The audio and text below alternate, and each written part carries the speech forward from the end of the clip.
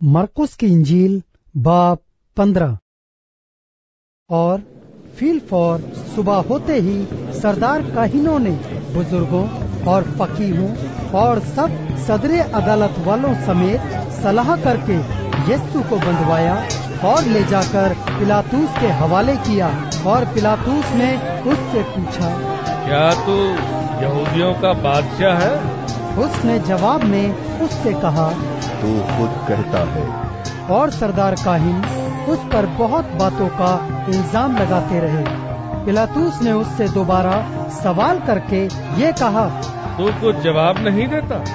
देख, ये तुझ पर कितनी बातों का इल्जाम लगाते हैं। यीशु ने फिर कुछ जवाब ना दिया, यहाँ तक कि पिलातुस ने ताज्जुब किया।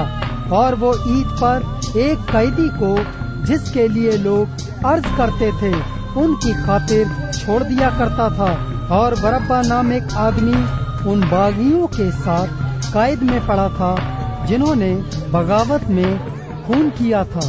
और भीड़ ऊपर चढ़कर उससे अर्ज करने लगी, जो तेरा दस्तूर है हमारे लिए कर। पिलातुस ने उन्हें ये जवाब दिया, क्या तुम चाहते हो कि मैं तुम्हारी खातिर यहूदियों के बादशाह को छोड़ दूं?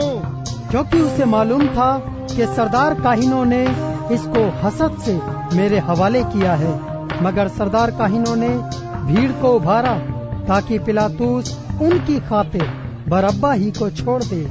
पिलातुस ने दोबारा उनसे कहा, फिर जिसे तुम यहूदियों का बादशाह कहते हो उससे मैं क्या करूं? वो फिर चिल्लाए, उसे सलीब दे, उसे सलीब दे, उसे सलीब दे, उसे सलीब दे। और पिलातुस ने उनसे कहा, क्यों? उसने क्या बुराई की है?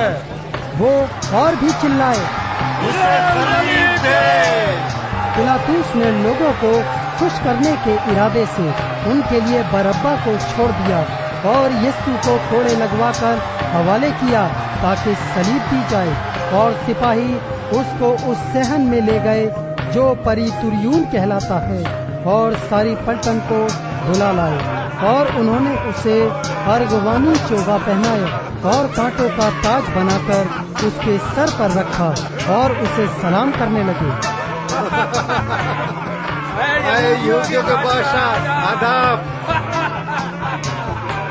और वो उसके सिर पर सरकंडा मारते और उस पर थूकते और घुटने टेक टेक कर उसे सिजदा करते रहे। और जब उसे ठट्टों में उड़ा चुके तो उस पर से अर्गवानी चोगा उतार कर उसी के कपड़े उसे पहनाए। फिर उसे सलीब देने को बाहर ले गए। और शमौन नाम एक कुरैनी आदमी सिकंदर और रूफस का बाप देहात से आते हुए उधर से गुजरा। उन्होंने उसे बेगार में पकड़ा कि उसकी सलीब उठाए और वो उसे मकामे गुलगुता पर लाए जिसका तर्जुमा खोपड़ी की जगह है।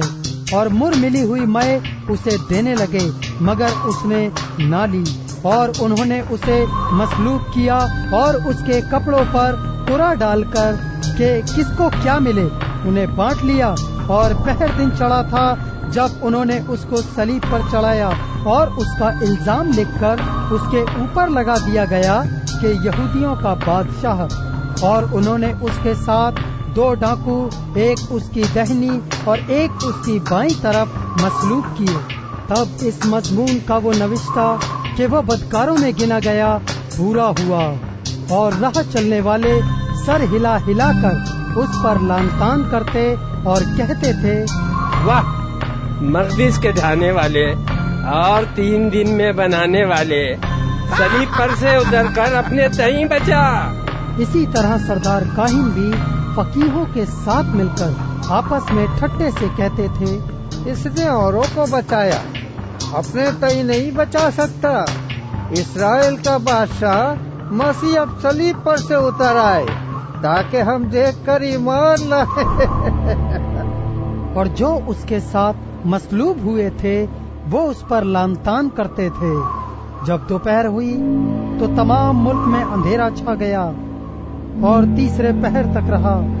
और तीसरे पहर को यीशु बड़ी आवाज से चिल्लाया, एलोही, एलोही, लबाश बख्तनी, जिसका तर्जुमा है, है मेरे खुदा, है मेरे खुदा, तूने मुझे क्यों छोड़ दिया?